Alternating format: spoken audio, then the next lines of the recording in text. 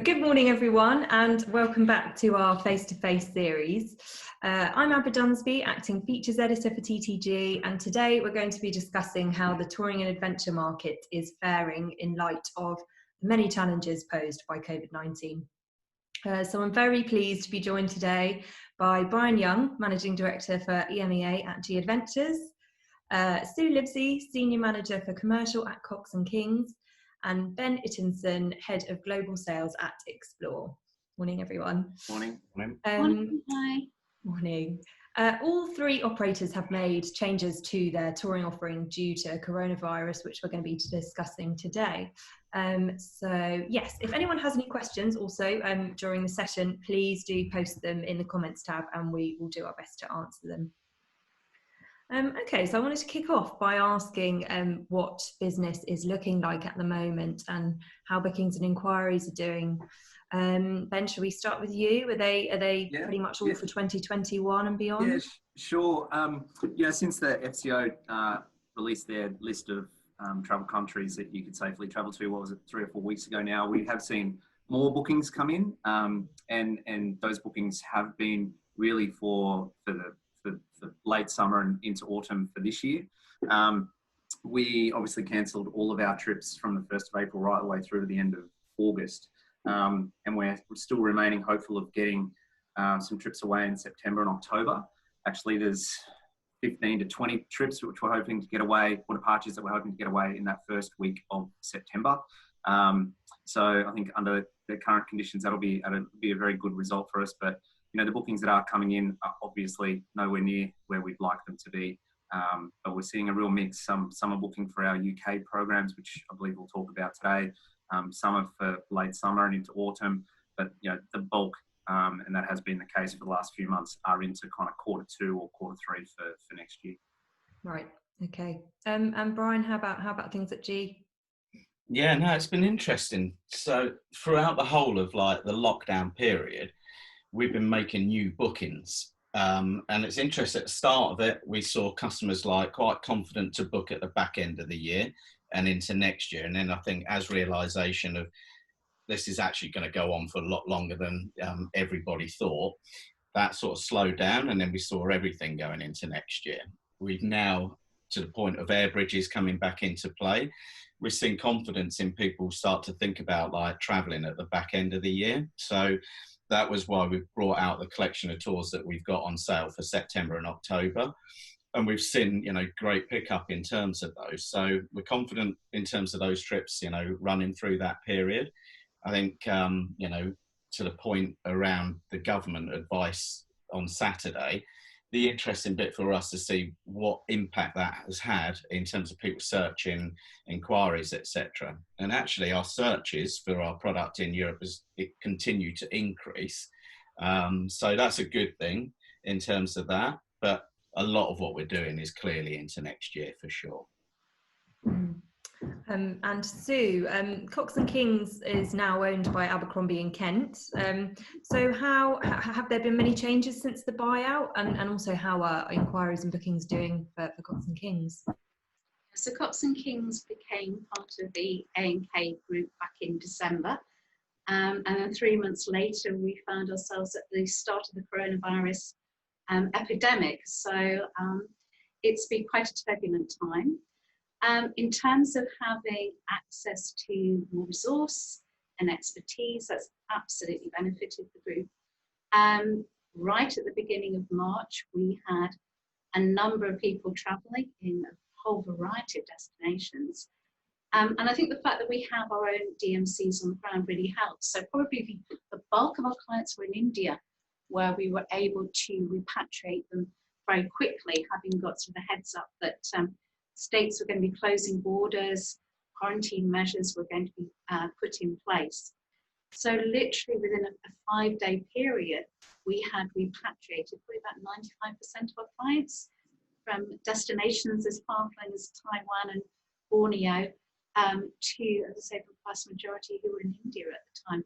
So I think that has really helped us. In terms of forward bookings and where we are at the moment, definitely June was a lot better than May was. We're seeing increased confidence in rebooking. For this year, those destinations that have air bridges like Italy and Greece are seeing uplift in terms of departures towards the end of the year. But otherwise, it's really spring 21 onwards. And in that case, it's a real mixed bag. Inquiries and bookings for destinations is varied as Sri Lanka, Uzbekistan, Central America, Bhutan. So it really is, I think it's more clients looking at what their wish list is, redefining that, and then booking ahead for next year. Okay, that's interesting. Quite a big spread there in terms of the destinations then. Brian, how about you? What are the sort of what destinations are you receiving the most inquiries and bookings for? Are there any trends that you're spotting there? Yeah, so for us, into next year, sort of the big ones are Peru, which we're renowned for as a business, but likewise Vietnam, Thailand, selling very well. And then it's pretty much across everything at that point. But the interesting bit for us through this has been some of the trends that we're seeing. So they're clearly, and that's interesting you say about wish lists. So what we've seen is a high propensity of people interested in our active programs, climbing Kilimanjaro, base camp Everest, etc. And I think partly due to that is I think people have realised during lockdown that actually, the world is no longer open at this minute in time, or hasn't been. And that's given them time to think about what they really want to do when they come out of this. And I think the fact that people have probably reconnected with getting fit, whether it's running, cycling, etc., has been a part of that. And then the other aspect is I think people do have like a bucket list of things that they want to do, but they've put them on a bucket list and said, one day I want to do that. And I think what lockdown has actually done is made people think about, actually, we've been forced upon us. And now the things that we want to do and we've always wanted to do, it's made them think differently about it. And that's what I think is happening is people saying, you know what, that bucket list item, I'm going to do it because I've sat here, thought about things, I've been in lockdown, and now coming out of it, I definitely want to, go off and do that thing that's been on my list for a period of time. So that's been interesting for us, is like this shift into people's mindset of like wanting to do the things. And I think we'll see a lot of that, whether it's people want to do an active tour because there's an achievement based activity and they want to tick it off the box, or it will be families that decided, as a family, we want to go out and reconnect and go and do a safari, and things like that, I think are going to be more prominent in people's minds, because I think it's brought people closer together. And I think it's made people realise that actually travel isn't a given. It's actually something that, inherently everybody wants to travel away and go and do things. And I think it's made travel in people's minds more special, I think, in that respect. People want something exciting to look forward to. Mm-hmm. That's really interesting, actually. Ben, you've obviously got, similarly adventurous clients, I'd say. Are you sort of noticing a similar thing there? And also, what destinations are you noticing? We're seeing a noticeable increase of bookings against Europe, actually. So slightly more short haul than long haul at this point. And, obviously top Explore has been really well known for its kind of really long haul destinations. Its breadth of product, it's 500 trips across the world, but we've never really been known for our domestic program. And so we put together 6 trips here in the UK. So it's the same kind of Explore experience, but right here on home turf. And we're seeing bookings towards the UK this year in autumn, and we're seeing them book for next year, but certainly Europe. And then our active program, similar to Brian, I think because our walking and cycling trips lend themselves to being outdoors, immersed in nature, obviously lend themselves to social distancing very well, and typically visit less overcrowded cities. So yeah, we're seeing a real shift towards particularly our walking trips in Europe, but also our cycling program and domestic stuff too. Okay, brilliant. And how are you all sort of preparing for the eventual return of touring and adventure holidays, and how have you adapted or created product accordingly that's going to reassure customers as well? Sue, should we start with you there? So at the beginning of May, just start of the COVID crisis, we undertook a survey with our clients to try and gauge their attitudes towards travelling in the current environment. And some of the things that came across very clearly from that was concern about group sizes and maybe travelling in smaller groups. So we've always operated our groups to a maximum of 26 with an average of 14. We brought that down to 18 from now. The other concerns were around flexibility in terms of both booking and cancellation, and also about hygiene and safety protocol. So those were the key things, far more so than low deposits or looking at discounting. What clients were looking for is a reputable company with a good brand name that gives them that safety and security of traveling with them. And their budgets are very little different. They're not looking at downsizing their budgets, but they will pay for that hygiene, safety, security factor and traveling within a smaller bubble group. That makes sense. And Ben, so you've also, how do your private tours, which I know you've launched some private tours, how do they differ from your sort of small group tours? Are they also smaller in, obviously smaller in size as well? Yeah, so our private tours, we launched a collection of these, 30 of these actually only last week, and they're perfect for customers that still want to explore but want to do so without the group. Maybe they're a little bit apprehensive in this current climate to be traveling with people that they don't know, so they can grab their kind of nearest and dearest, choose a date that suits them, and do one of our best-selling group tours, one of those 30 best-selling group tours, but do it on a private basis. And there's obviously wonderful benefits to that. Clearly, they can choose who they're traveling with. They can choose a date that suits them. They have private guiding and driving, right? So if you're doing or if the guide is doing a private city tour, they can obviously lend or lean towards what the interests are of the clients. Likewise, if clients are, I don't know, enjoying lunch, they don't have the pressure of the group and they can stay there a little bit longer. So the trips are far more flexible than the group trips. And yeah, like I said, we only launched those last week. There's 30 of them.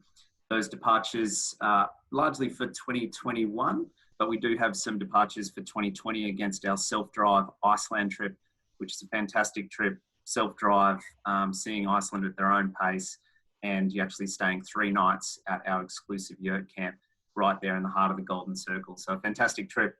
We've got departures or people can depart in 2020, but the majority of the private tours are scheduled for next year. Okay, fantastic. And Brian, you've adapted your tours too, haven't you? How have you done this?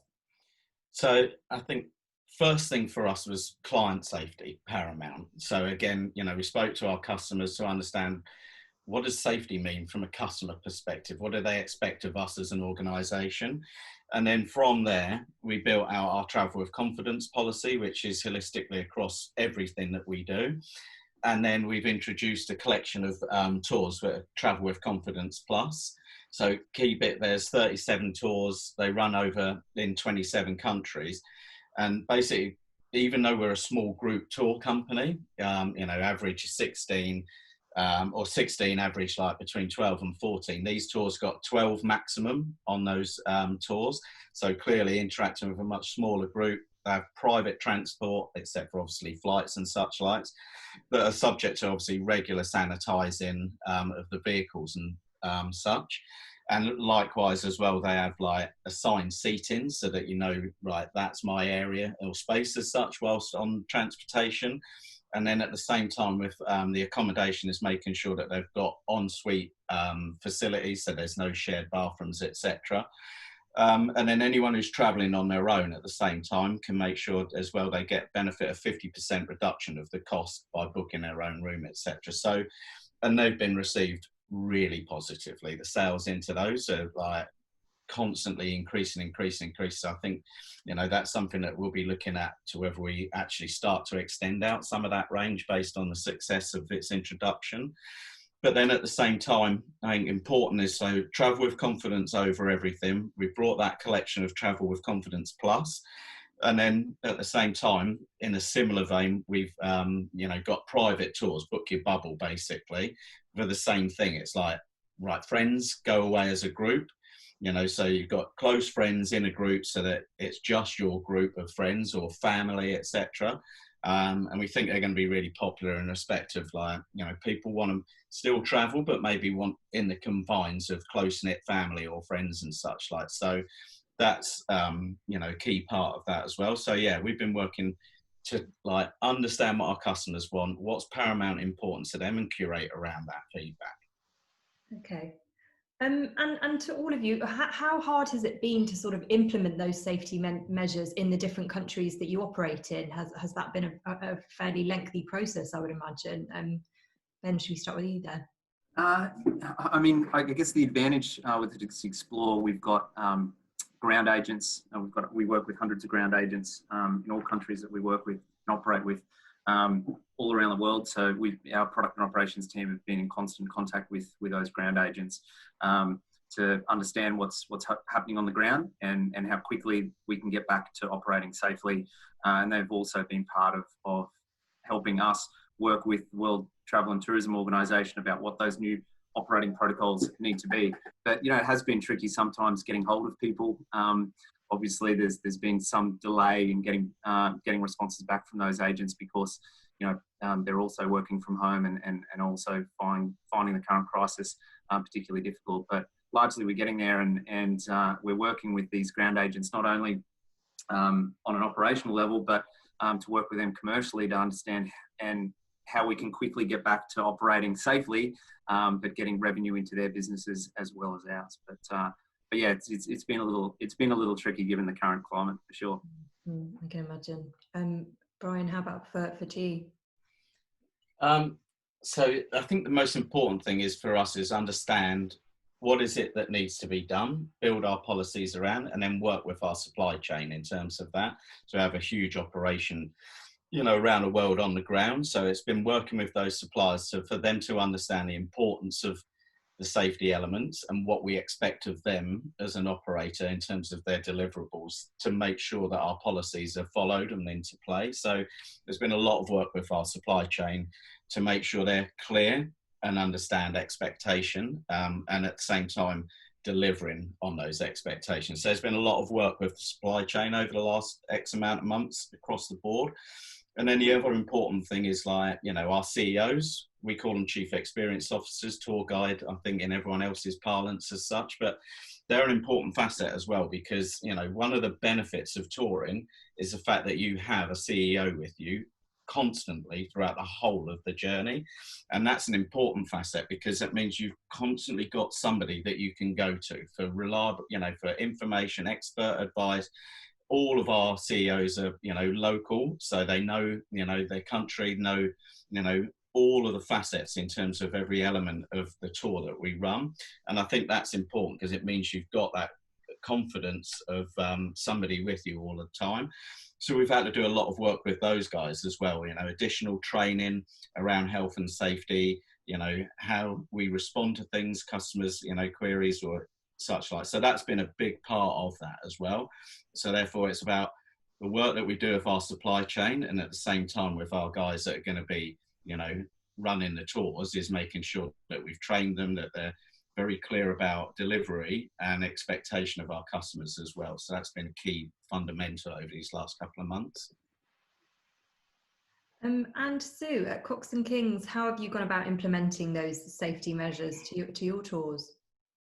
Very similar to Brian and Ben, we've spent the past few months working very closely with hoteliers, transport providers, our ground agents, and looking at the guidelines from the World Health Organization, looking at what's practicable to implement, and looking at the concerns of our clients and what's going to give them that comfort that they need to start traveling again. So some of the measures that we've put in place in terms of capacity on coaches and not having more than 50% of them full, in terms of physical distancing with the group, the availability of PPE in terms of hand sanitizers and masks if clients don't have their own. So we're very, very mindful of that. And I have to say the hotels that we work with are really ahead of the curve in terms of looking at all their protocols within the hotel environment, not just in terms of restaurant seating or social distancing, but sanitisation of high touch points, allowing 24 hours minimum in terms of hotel check-in and check-out for rooms. So they really have taken it on board and come up with really robust policies. But I think moving forward, it's about constantly monitoring it and working with our agents on the ground to understand the local requirements as well and the local government requirements. We have 24/7 support, both through a local guide that accompanies all the groups and through our local DMC offices, but also from the UK as well. So clients have that real sort of backdrop of knowing that there is support there to help them. And equally that we're looking after the guides and the staff as well, and we're taking their health very, very seriously with monitoring of temperatures, etc. Mm-hmm. Okay. And let's talk a bit about how you've been sort of supporting the trade during this time. Apologies if you can hear that. I've got building works next to me. Yeah, how have you been sort of working with and supporting the trade over the past few months? Brian, should we start with you? Sure, yeah. It sounds like he's coming through the wall. Tell me about it. It's been my lockdown, but anyway. Yeah. So that's been a real key part of, through lockdown for us as a business, is making sure that, looking at how we can support in terms of helping customers through this whole period, working with our agents on a consistent basis in terms of refunds, credit notes, all of the things that have been going on during that period, is making sure that we're clear in our communication, that we're open and accessible. That was, I think, at the very first bit when it properly started to go into lockdown and suspensions and such. I think that was the most important bit, is trying to make sure that we communicate clearly and make ourselves available to travel agents as they start to work through that bit. And as you start to sort of come through, the next bit is understanding, what do travel agents want from us through this period? So a lot of what you've seen is upskilling. So we've done lots of webinars around products, done some training, and taken the opportunity through this period to understand from our partners what they want from us around engagement and training and such. So you'll have seen as we've done virtual tours, we've done webinars. Even the owner of our company, Bruce, did a town hall with lots of our UK partners to talk about, where we're at as a company, how we see things and such like. And then the next bit is also about insights. What's been important for our travel agent partners is that they've been snowed under through this whole period. And it's how do we work in the right way for them and not be a hindrance, but actually be there to help in that period.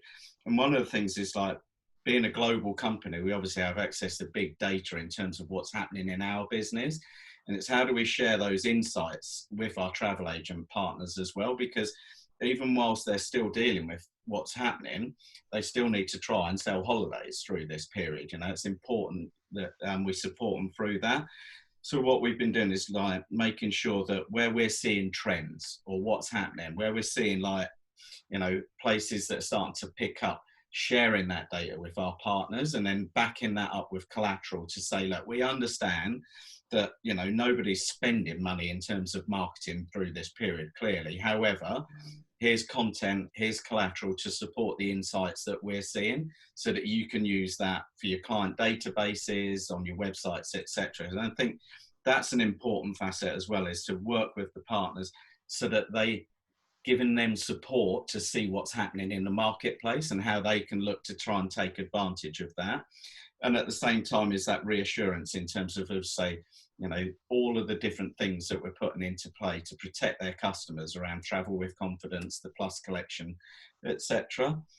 So I think that's been a bit. And then the other aspect of that as well is trying to think about what's this new world look like as we come through this for our partners. So, one of the things I don't think they'd appreciate from us is sending our reps out into the stores at this minute in time, because they're busy in their own right. They've probably got less people in the stores, etc. So we're talking to our partners, trying to understand it, that perspective as you start to come back on with the shops opening, etc. How do you want us to work with you in the best way? And I think that's the important bit. But mostly through this period, it's about support and communication. That's been the key thing through the whole area. And how about Cox and Kings, Sue? Yeah, echoing that, it is about supporting communication, helping them through the refund process, helping them with rebooking, and really understanding the environment and what's going on. I think we probably all agree there's lots of sort of conflicting information coming across as to where you can travel to and from. And I think having tour operators like we have on this call that can try and interpret that information and assist travel agents is really, really key. But certainly we've been available, we've been talking them through the refunds, rebookings, credit note processes, etc. And on hand to be that support that they need. Fantastic. And providing the product that they're also, that we know the clients are asking for. It's a part of talking to our clients and our databases to try and get their concerns about travel trends in the future and make sure that we were providing a product that would meet those expectations and give travel agents that confidence when it comes to booking. We also, like G-Adventures, came with a booking with confidence message as well, whereby any bookings made before the 30th of September, you were really able to change the arrangements on a group tour up to 60 days before departure. So we're trying to be as flexible as we possibly can when it comes to new bookings to try and stimulate and encourage the market. And Ben, how about at Explore? Have you been working the trade? Yeah, so communication has been key. We made the call early up, and I'm particularly proud of the fact that we made the decision to call literally every travel agent who had a customer who was traveling on Explore. There was no mass emails. There was personal communication with every single travel agent to work with them, to understand what their needs were, what the customers' needs were, and how we could best support their business. So we've called every travel agent who's got a booking with us to help them through that and provide the options that are best suited for them and their customer.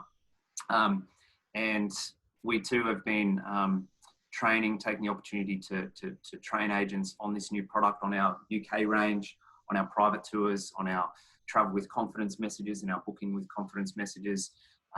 We've now built a fantastic agent community on Facebook. Got 3,500 agents, UK agents, part of that community, of which we're communicating to and drip feeding assets to countries that we're seeing trends to. So, we're providing on a weekly basis social media tiles, agent or posters for agents to put in their windows for destinations or particular trips that we're seeing kind of index higher than others. So Greece, for example, those private tours I mentioned, the UK trips, and that's been really I think well received from our trade partners here in the UK. Okay, good. You all sort of mentioned the refund situation there. How have you managed that refund situation, and is there a sort of policy in place, and has that changed over time? Ben, can I ask you that one first? Yeah, sure. It's been consistent with us since the beginning.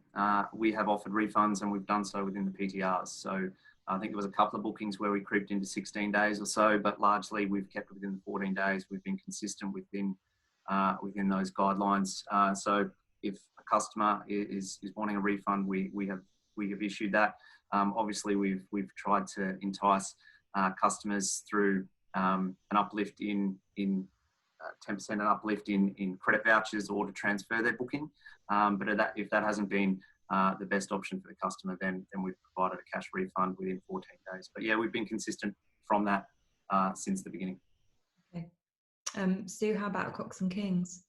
And likewise at Cox and Kings, one thing we were very clear about was that this was the client's money. So we embraced the refund process and followed the PTR.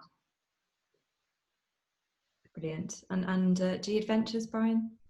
Yeah, so same. We in the first instance offer up refund credit notes because that's financially protected. So it gives customers reassurance that their money's protected. That's the first important facet from that bit. And then at the same time, if they're coming through and saying that, great, we've got a refund credit note, but we'd like a refund, then we're working through the refunds with those customers. And then at the same time, what we're seeing is communication is the most important facet in this period. So a lot of what we've done is a lot of outbound calling and actually talking to our customers who understand, so that they understand in the first instance what's happening. They understand, like, right, okay, there's a refund credit note. What does that mean? And then we're listening to our customers in terms of, okay, great that we've got this, but actually we've also got things like book with confidence. We've got the travel for confidence policies in play, plus we've got a sale. So it's making sure customers are aware of what is available to them, I think, is really important through this period.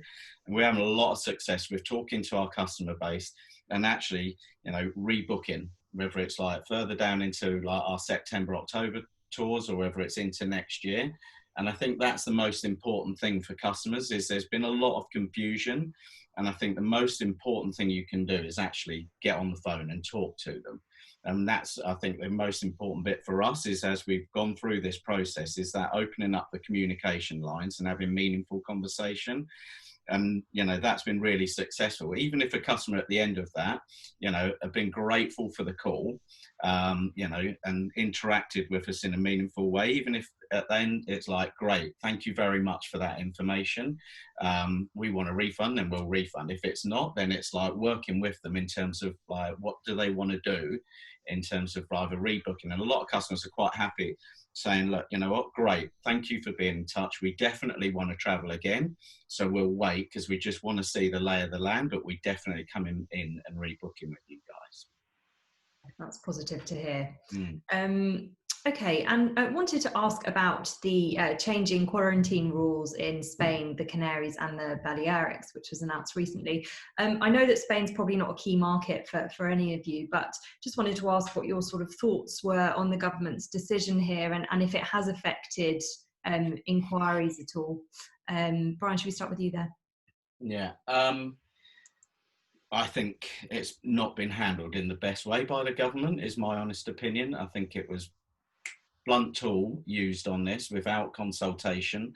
And I get it, safety, you know, of our customers and people is really important, but at the same time, we need to open up meaningful dialogue with the government around this. You know, they've taken a sledgehammer approach to that advice, in my view. And obviously I look after the UK and our European business. So in the UK, the government comes out with this, and in Europe, the government over there come out and say, actually, these hotspots where it's like spiking, that's non-essential travel. But everywhere else, Balearic Islands, places within mainland Spain and the Canaries, are safe to continue with an air bridge. So that frustrates the hell out of me at that point, because I don't think the government are taking a pragmatic approach to it or talking to industry. And that's the key bit, you know. Save Our Industry, I mean, is a really important campaign, because we do need to get government to the table, and it can't just be about the airlines or the major tour operators. This is about our industry as a collective. You know, we've got travel agents in this mix, we've got companies like ourselves on here, you know, the whole kit and caboodle. And we need to be listened to, and it needs to be a sensible approach to this. I understand it's a changing environment, but we've got to get on top of this side of it with government. And I think, you know, campaigns that are in play are important because they need to listen. So that's my rant over with that side of it. But it's so important. You know, this industry's been impacted massively, and the government needs to support this industry, because it's, you know, it's going to be ongoing. So, and in many different ways they need to support us. It's not just about talking about air bridges, but it's like APD, extension of furlough scheme for travel agents, etc. I think going to be really important. Has it had an impact for us? Interestingly, it hasn't slowed down the sales of our European product. So it's clearly customers got high propensity. Those that really want to go are going to go. You know, so. But it's about how we manage it with government moving forward. That's going to be so important. Sue, has it had any impact on inquiries and bookings for Cox and Kings yet?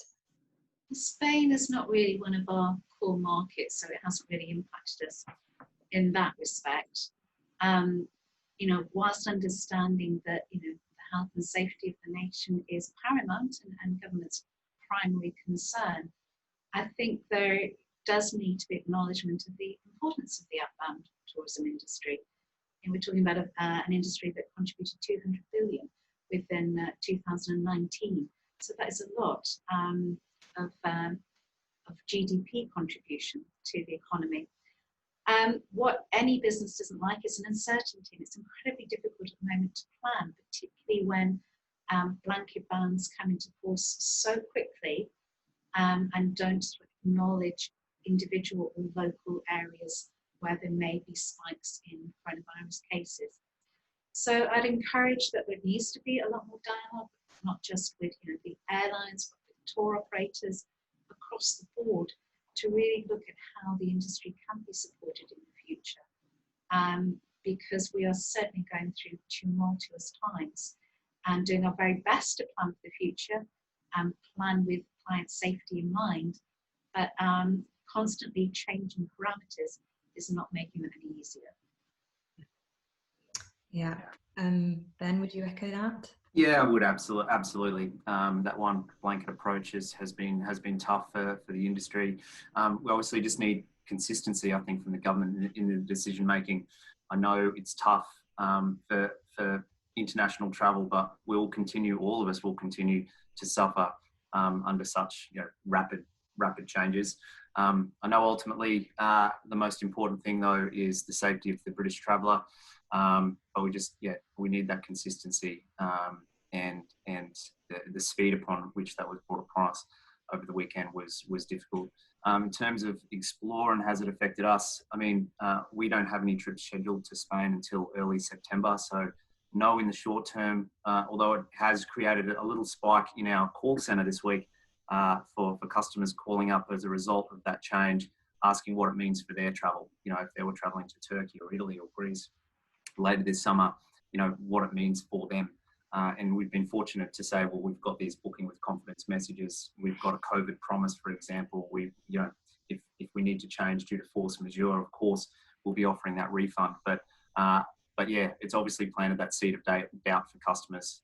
And I think as a result, we're seeing more people book against our UK trips and wanting to probably stay at home and see a little bit more of the UK this year, and we're seeing that in those bookings against those UK trips. But yeah, it's tough. Clarity and consistency in the delivery of these changes, I think, is what is paramount for the government at this point. Mm-hmm. And so talking about sort of government support, we recently launched our Safe Travel campaign, which is asking the UK government to offer a financial support package to the industry. And do you agree that that's something that the industry needs, more financial aid at this time? Sue, what are your thoughts on that?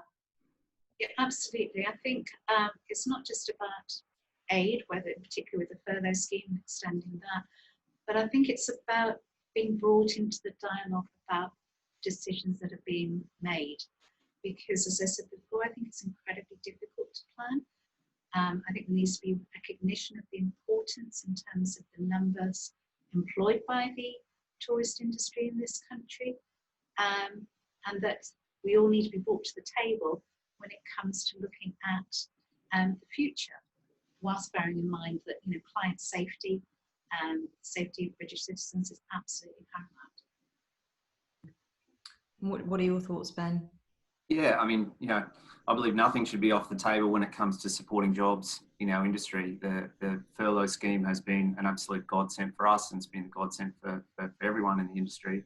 But as this looks to wind up with no real clear end in sight to this turmoil that we face, many businesses are going to continue to come under extreme pressure, particularly if those businesses are reliant on summer holidays. So yeah, nothing should be off the table, and nothing's more important than saving jobs in this industry, for sure. Brian, you sort of pledged your support earlier. Have you got anything to add there in terms of government support that's needed? I just think the government need to understand that it's not like, say, for instance, the hospitality industry that are now able to open up and have instant customers, etc. This pandemic is affecting for much longer, and it will continue to, because ultimately, the air bridges that are open are great, but it's not, business as usual. There's, far more destinations in the world than have been created air bridges at this minute in time. So that's going to have an ongoing effect for this travel industry as a whole. And I think the government need to understand that, come, say, for instance, I think it's the end of October when the furlough scheme's due to finish. we're going to be way beyond that. So the industry's impact to the industry is going to be far longer and far greater. So the government needs to understand our industry and how our industry works, and when do we, and how the industry is going to have to work and get the way through this and out the other end. And the government need to be there to support that, because I think that's going to be fundamentally important. So campaigns like this are important, because I think hopefully it gets their attention and it gets better understanding of what this travel industry is going through at the moment, and how therefore can it support the industry and everyone within it through this difficult and turbulent time. And I think that's the most important bit for me, is like their education of our sector, and actually the impact of COVID on the sector and for how long the impact's going to be. I think that's an important facet that we need to work with government on, so that they can understand how they can help protect our industry. Mm-hmm. Another facet of this, of COVID-19, is obviously it's having a huge impact on the travel industry. It's also having an impact on the communities around the world who rely on tourism. So are there any ways that you're supporting those communities right now, or that sort of agents and their clients can help if they want to? Brian, should we start with you there and talk? Yeah, so obviously we have lots of projects around the world through Planetera, which is like about community tourism. It's about sustainable travel and looking after those communities through which we travel through. So at the very start of it, we set up the Planetera and turned travel into impact. So that allowed people to understand that the most in need communities that we work with, who they are, and allow customers to actually donate in which to help. So that fund has been running for a period of time, and the opportunity there for us is to be able to look at those funds and give donations where it's most needed in those projects around the world to support them, because it's vitally important, because without travel then there's no income for these guys. So that's been a really important facet for us, is to set that fund up, get that in play, and actually start to deliver out funds to the most at need communities that we work with. Then the other aspect is, I did a climb, when's that? Feels like it was like 2 years ago, but I think it's November, December time. And we raised funds for our foundation. And the outset was actually to create new projects around the world from that money, but actually we diverted all of the money that we made into this, so that it goes to the most at need communities. And then at the same time, we set up funds for our CEOs and for our porters. So it gives the customers the opportunity to give back and donate to, all of our porters that work around the world, Peru specifically, to help them and their families as they go through this period. And at the same time, customers that, travel with us, we have high propensity of return customers, and those gives those opportunity to, donate to the CEO Welfare Fund as well, for those to be distributed to some of our CEOs and families that are struggling through this period. So that's been a really important thing for us over this.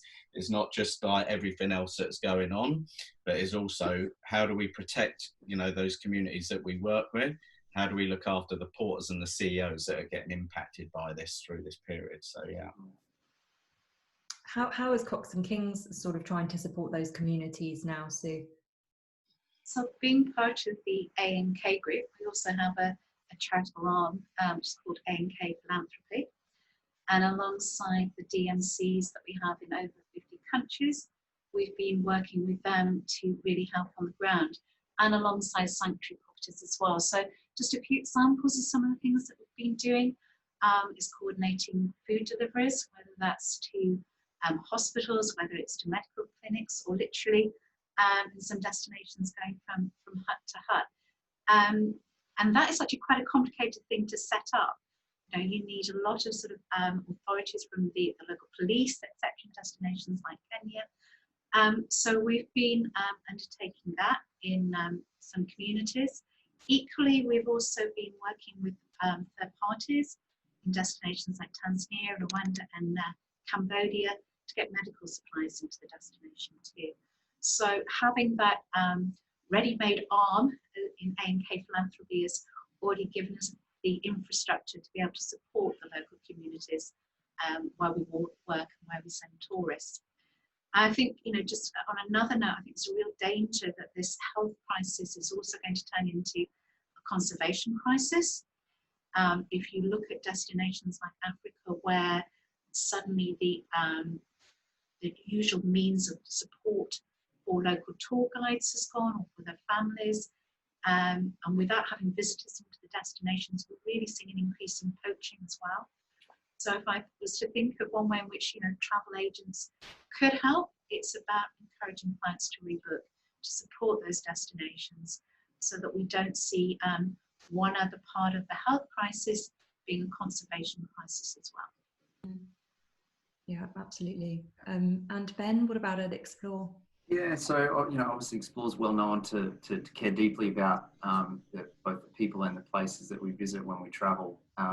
So we've been working with our agents, our hundreds of ground agents worldwide, about how we can help them, how we can help their businesses, how can we get passengers back traveling safely with them, so that we can get revenues into their business, but also working with them about the local guides which operate our trips, run our trips, how we can be best supporting them through this period. So yeah, our operations team are in constant contact with them, and it's different for everybody, but so we aren't taking a blanket approach, and we're working with them about how we can support them in destination until such time that we can get back traveling and getting groups traveling with them. But yeah, it's an interesting point, and I think we've all got a collective responsibility to be looking after that supply chain and looking after the people who do such a fantastic job on the ground and delivering this amazing product that we've got.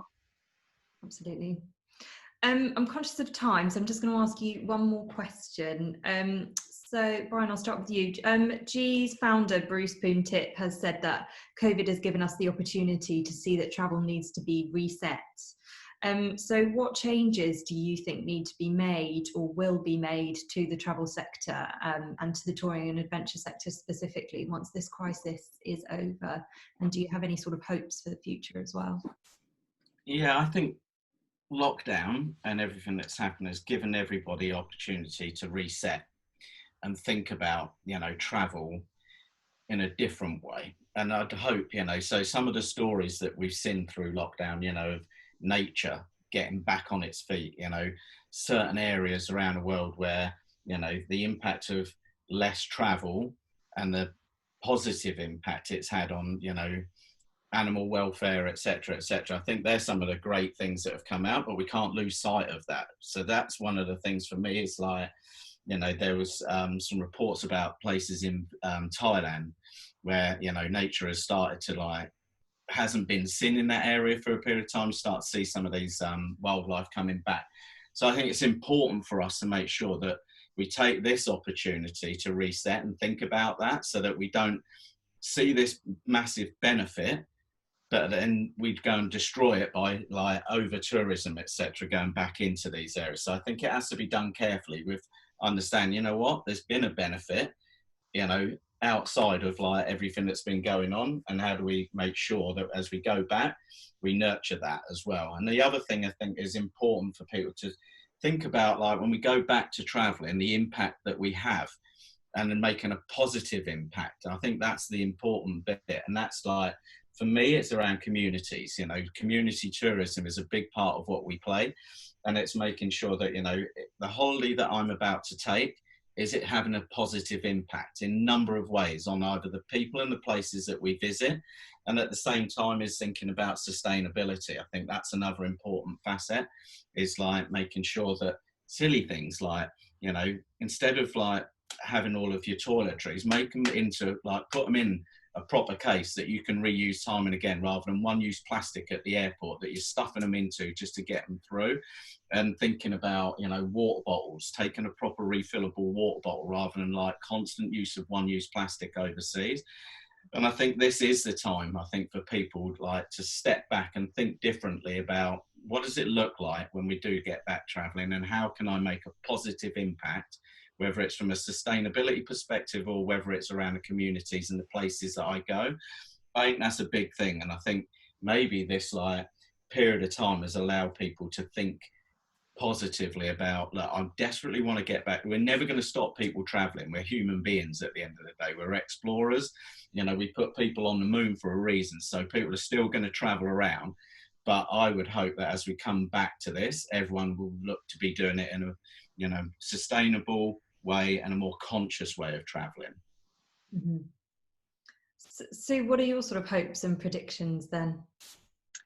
I think the way in which people will perceive luxury will change. I think it'll be less about the physical amenities that are around you, whether that is high thread count bed sheets, and more about the immersive experience, more about understanding the destination you're going to, understanding the impact, and echoing what Brian was saying, also about sustainability as well. I think other things that have become sort of really key during this pandemic is the importance of the travel agent, the travel expert, and having that touch point for reassurance, for guidance on health and safety. I think we've also seen the stories about people's issues with trying to deal with online companies, and I think it's really reinforced how important travel experts are. What I don't see abating is people's desire to see the key sites. I think anyone that still wants to see the Taj Mahal, the Great Wall of China, will still want to do so. But I think there'll also be more mindfulness towards a little bit more time in nature, a little bit more time in slightly more remote destinations, less over-visited, and consciousness about over-tourism.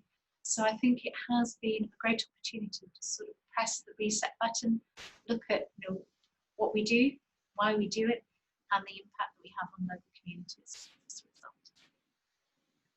And Ben, if you want to conclude with your thoughts and your hopes. Yeah, I mean, it can be so easy to let the doom and gloom cloud that longer term thinking. I firmly believe that our industry will, in time, bounce back. As Brian said, that travel is human nature, that curiosity to discover the world will still remain, and that will drive the recovery of our industry, I think, long term. Things are going to be different around the kinds of experiences that people want, and it's those more agile businesses and that adapt their product and then the business models that will, I think, succeed in this new world. Fantastic. All right. Well, it's been so interesting to get your insights today, and to thanks so much for sharing your expertise with us today. And thanks to everyone who's also tuned in today. We will see you for another face-to-face interview very soon. So thanks again, everyone, and see you soon. Bye-bye. Thank you. Bye. Bye. Thank you.